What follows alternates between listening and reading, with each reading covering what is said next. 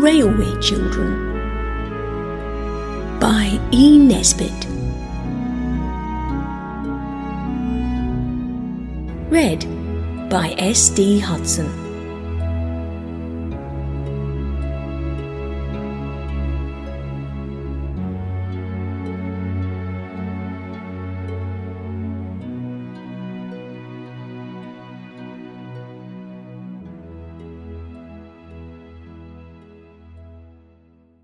Chapter 2.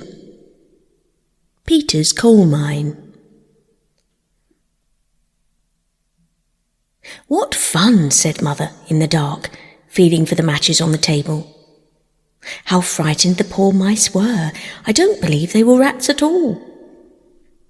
She struck a match and relighted the candle, and everyone looked at each other by its winky-blinky light.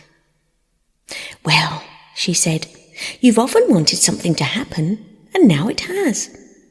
This is quite an adventure, isn't it?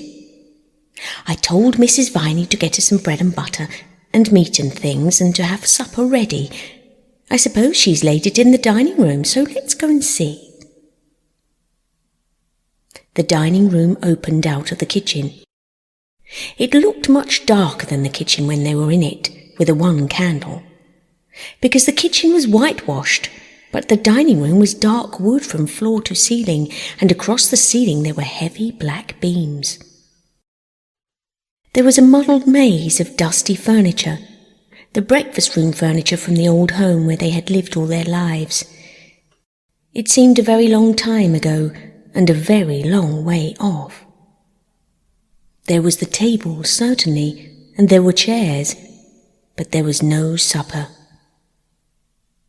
"Let's look in the other rooms," said Mother, and in each room was the same kind of blundering half-arrangement of furniture, and fire irons and crockery and all sorts of odd things on the floor, but there was nothing to eat. And even in the pantry there was only a rusty cake tin and a broken plate with whitening mixed in it. "What a horrid old woman," said Mother. "She's just walked off with the money and not got us anything to eat at all." "Then shan't we have any supper at all?" asked Phyllis, dismayed, stepping back onto a soap dish that cracked responsively. "Oh yes," said Mother, "only it'll mean unpacking one of those big cases that we put in the cellar. Phil, do mind where you're walking to, there's a dear. Peter, hold the light." The cellar door opened out of the kitchen. There were 5 wooden steps leading down. It wasn't a proper cellar at all, the children thought, because its ceiling went up as high as the kitchen's. A bacon rack hung under its ceiling. There was wood in it and coal, also the big cases. Peter held the candle all on one side, while Mother tried to open the great packing case. It was very securely nailed down. "Where's the hammer?" asked Peter. "That's just it," said Mother. "I'm afraid it's inside the box. But there's a coal shovel, and there's the kitchen poker." And with these she tried to get the case open. "Let me do it," said Peter, thinking he could do it better himself. Everyone thinks this when he sees another person stirring a fire, or opening a box, or untying a knot in a piece of string. "You'll hurt your hands, Mummy," said Roberta. "Let me." "I wish Father was here," said Phyllis. "He'd get it open in 2 shakes. What are you kicking me for, Bobby?" "I wasn't," said Roberta. Just then the 4 of the long nails in the packing case began to come out with a scrunch. Then a lath was raised, and the other, till all 4 stood up with the long nails in them, shining fiercely like iron teeth in the candlelight. "Hooray!" said Mother. "Here are some candles, the very first thing. You girls go and light them. You'll find some saucers and things. Just drop a little candle grease in the saucer and stick the candle upright in it." "How many shall we light?" "As many as you like," said Mother gaily. "The great thing is to be cheerful. Nobody can be cheerful in the dark except owls and dormice. So the girls lit candles. The head of the first match flew off and stuck to Phyllis's finger, but as Roberta said, it was only a little burn, and she might have had to be a Roman martyr and be burned whole if she'd happened to live in the days where those things were fashionable. Then, when the dining room was lighted by 14 candles, Roberta fetched coal and wood and lit a fire.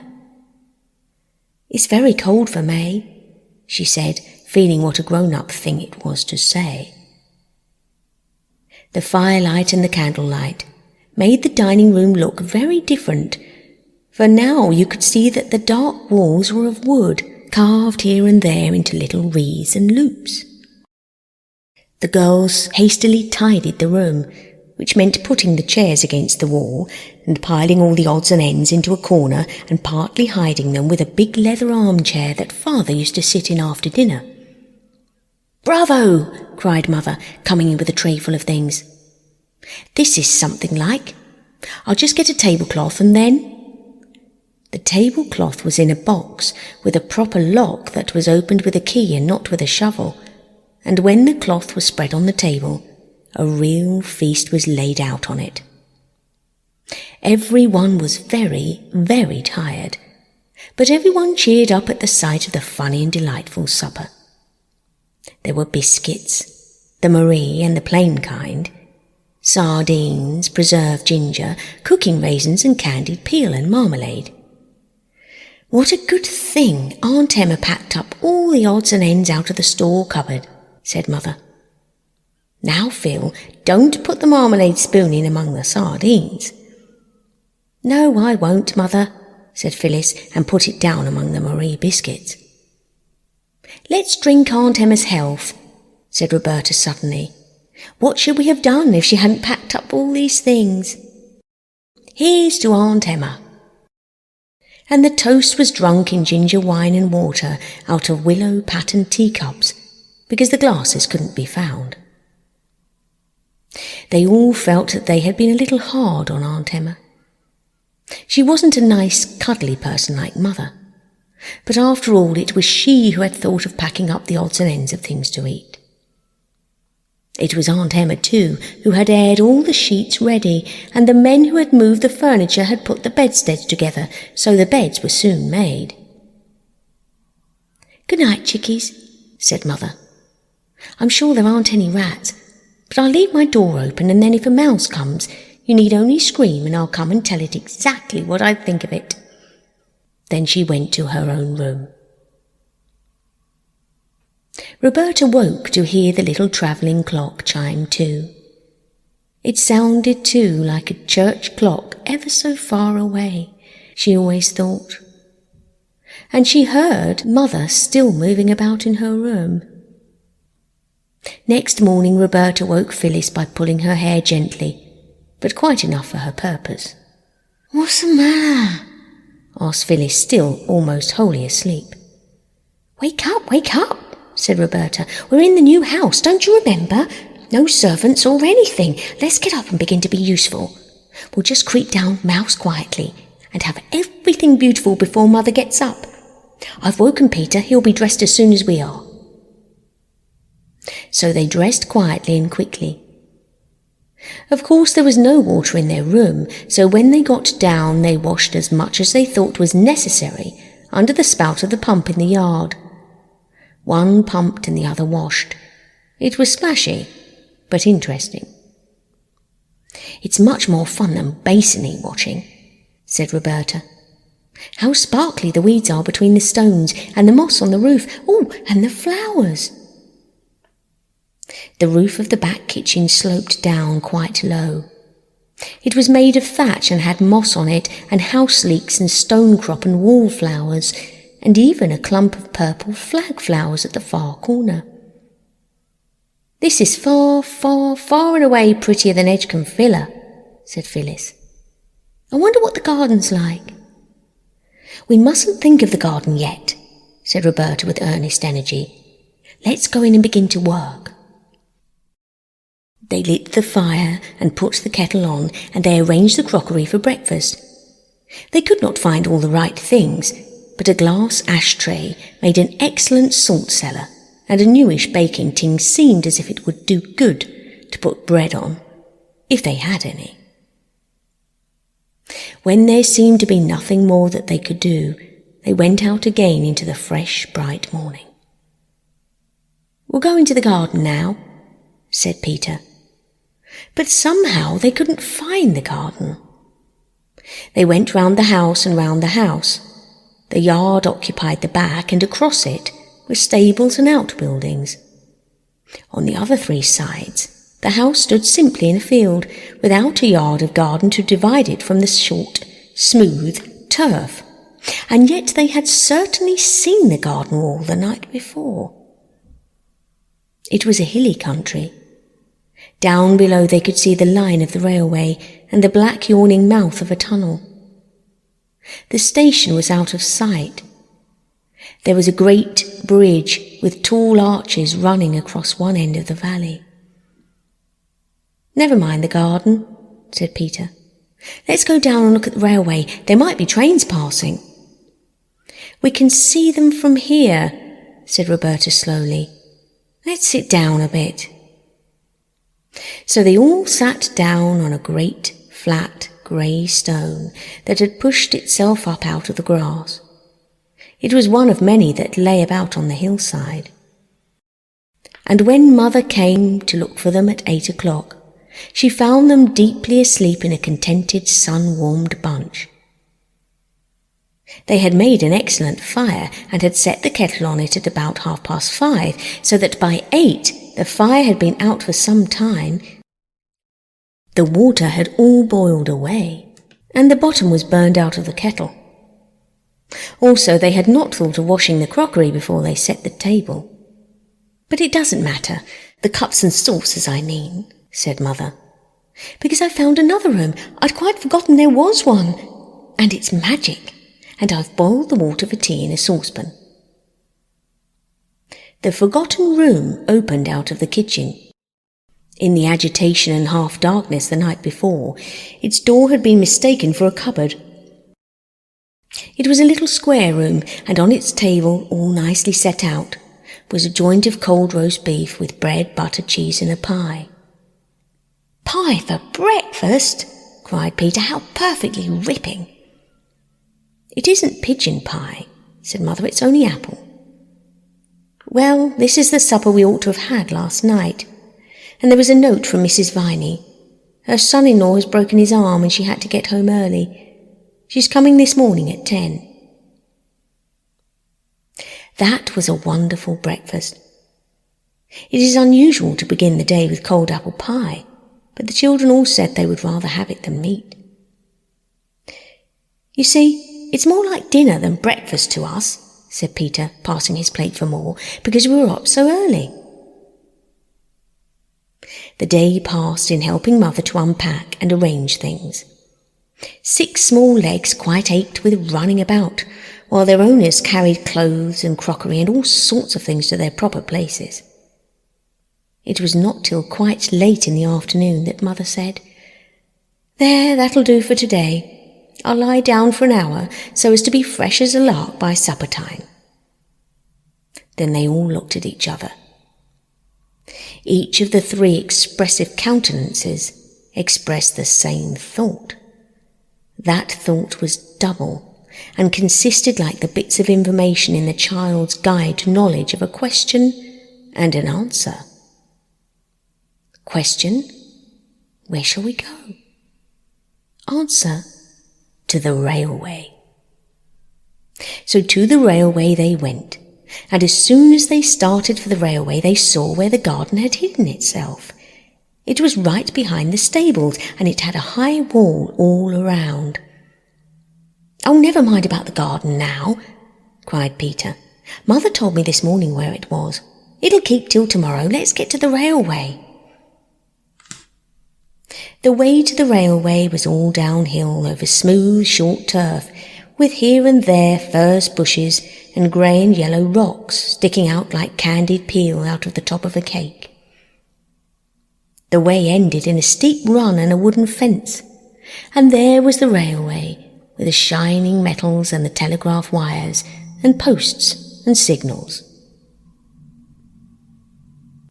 They all climbed onto the top of the fence, and then suddenly there was a rumbling sound that made them look along the line to the right, where the dark mouth of a tunnel opened itself into the face of a rocky cliff.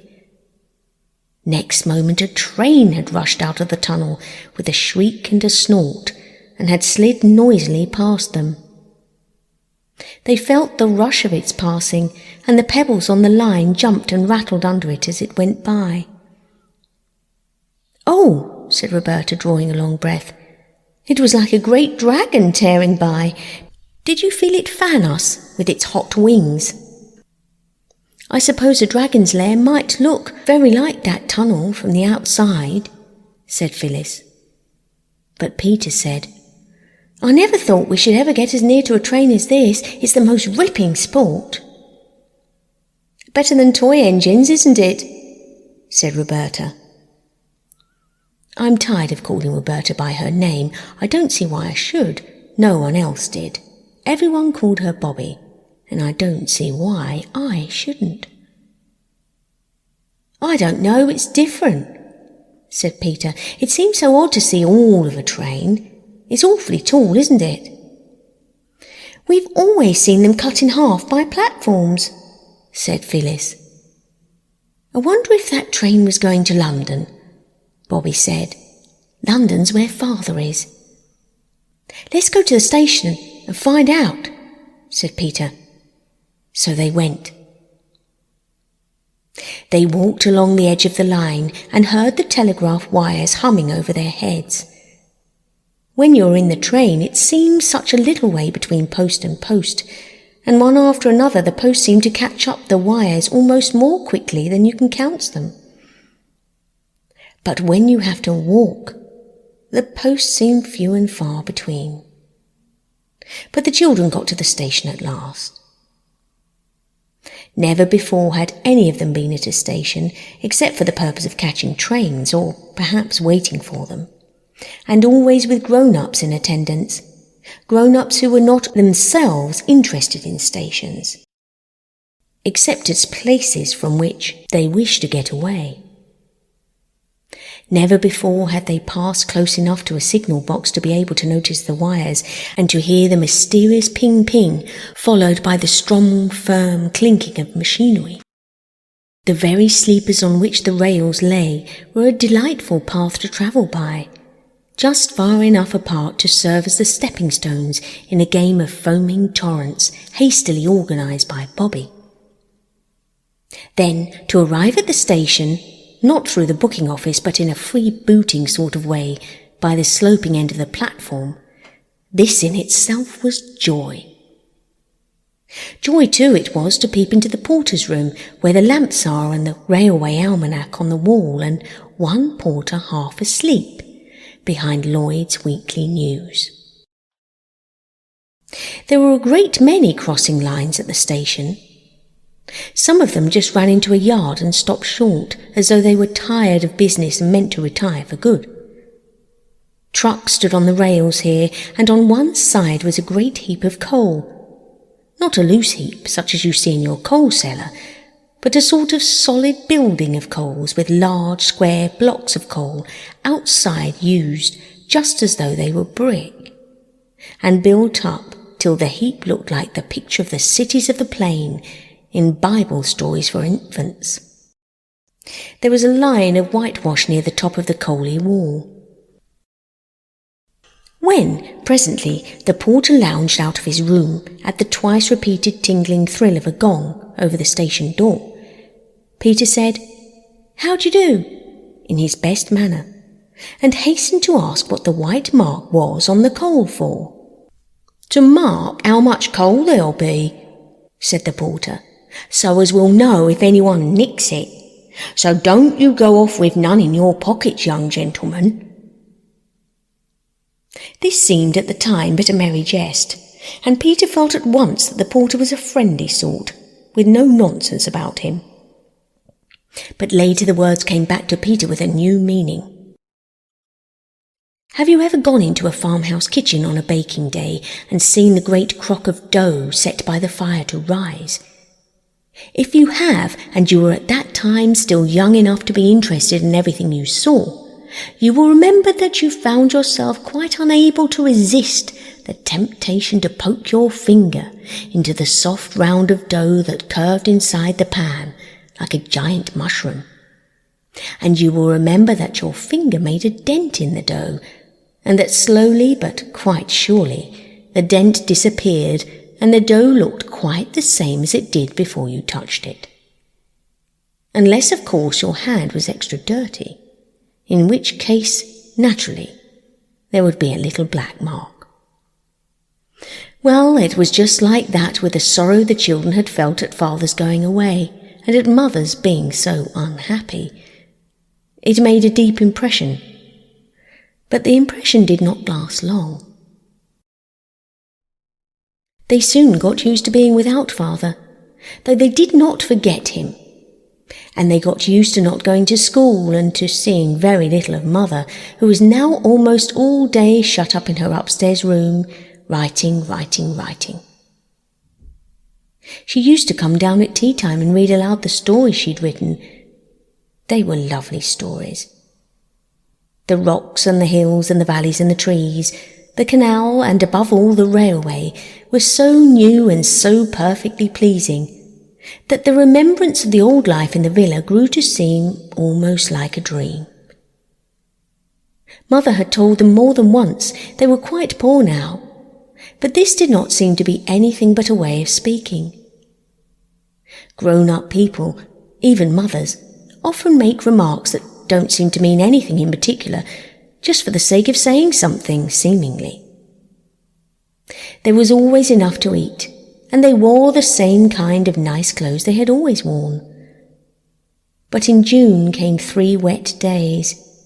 The rain came down, straight as lances, and it was very, very cold.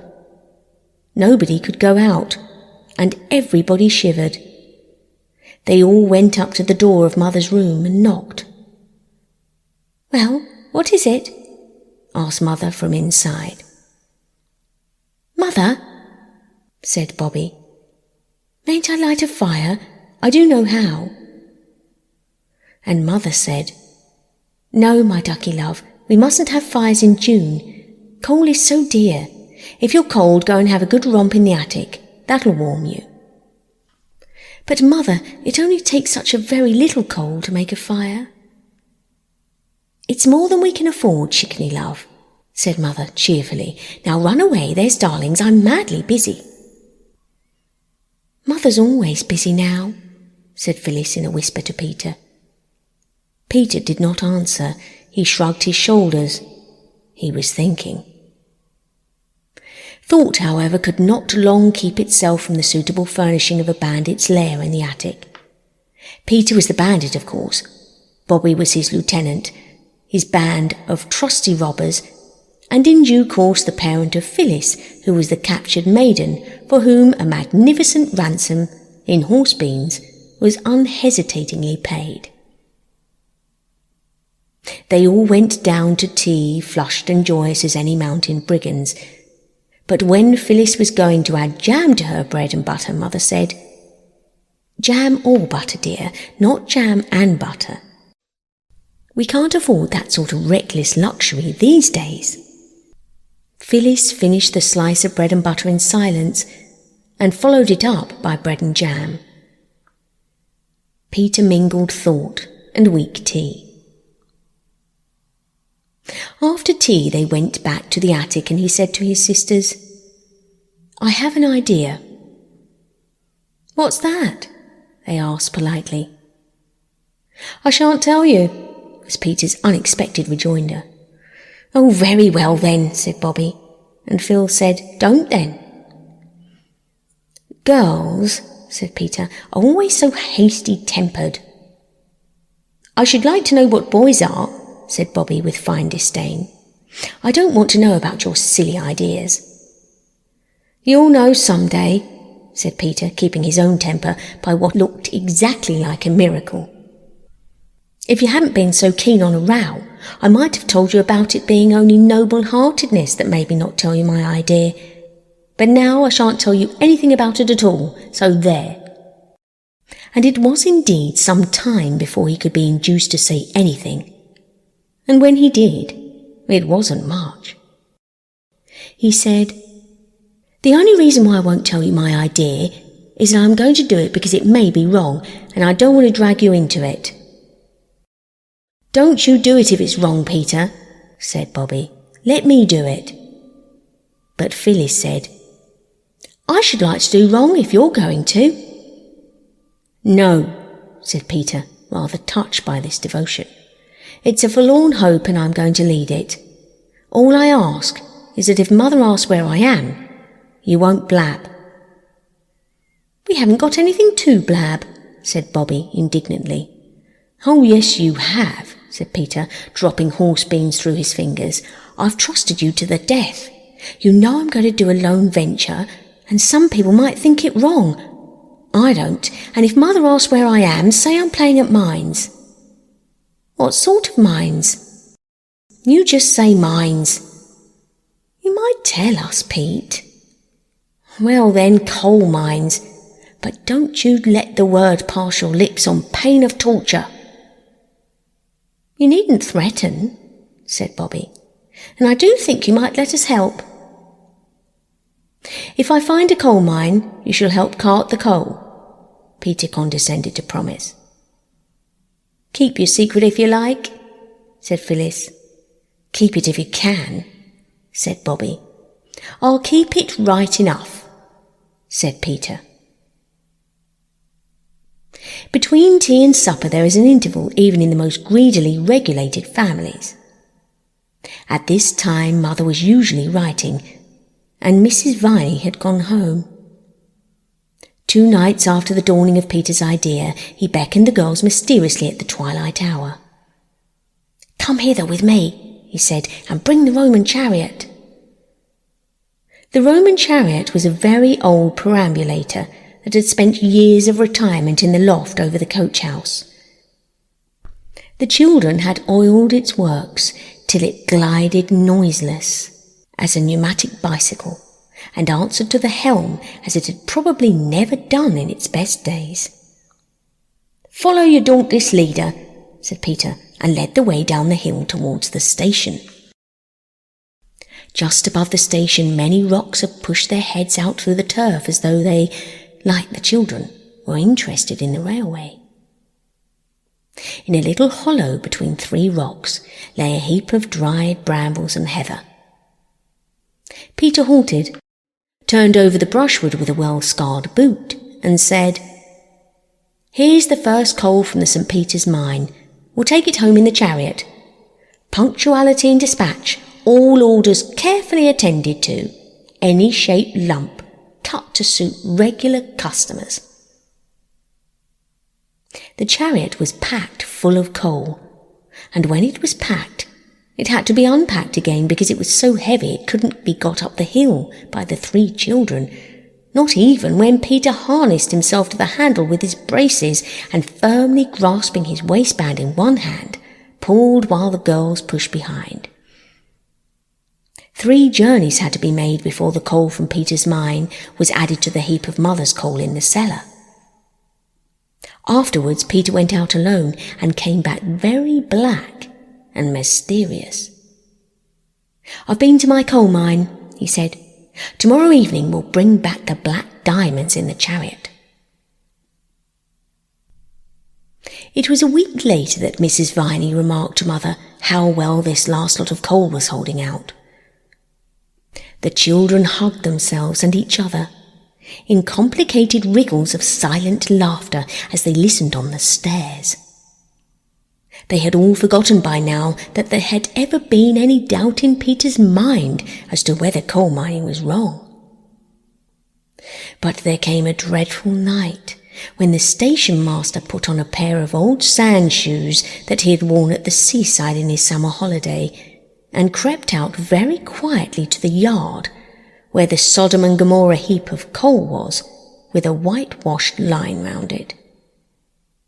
He crept out there and he waited like a cat by a mouse hole.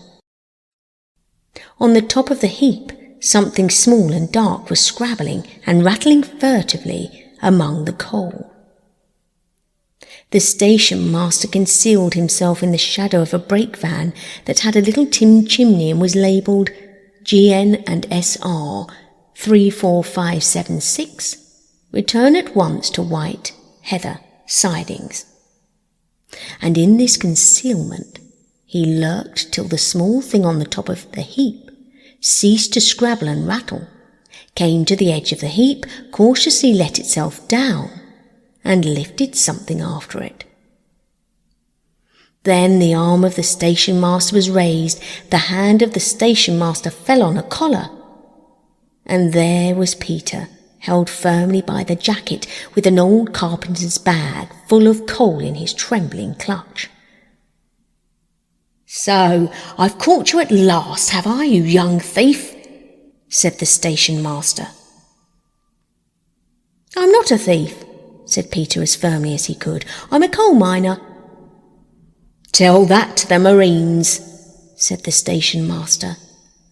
"It would be just as true whoever I told it to," said Peter. "You're right there," said the man who held him. "Stow your jaw, you young rip, and come along to the station." "Oh, no," cried in the darkness an agonized voice that was not Peter's. "Not the police station," said another voice from the darkness. "Not yet," said the station master. "The railway station first. Why, it's a regular gang. Any more of you?" "Only us," said Bobby and Phyllis, coming out of the shadow of another truck labelled Staveley Colliery and bearing on it the legend in white chalk, "Wanted in number 1 road."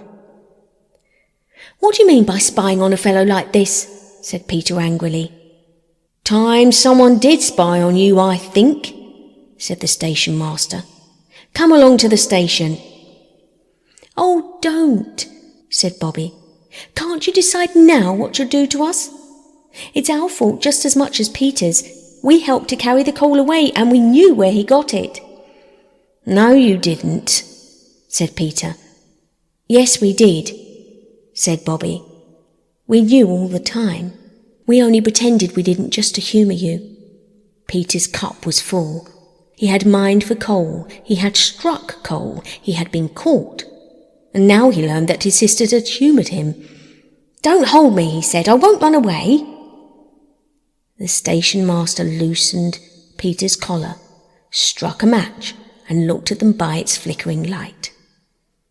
"Why," said he, "you're the children from the 3 Chimneys up yonder. So nicely dressed too. Tell me now, what made you do such a thing? Haven't you ever been to church or learned your catechisms or anything?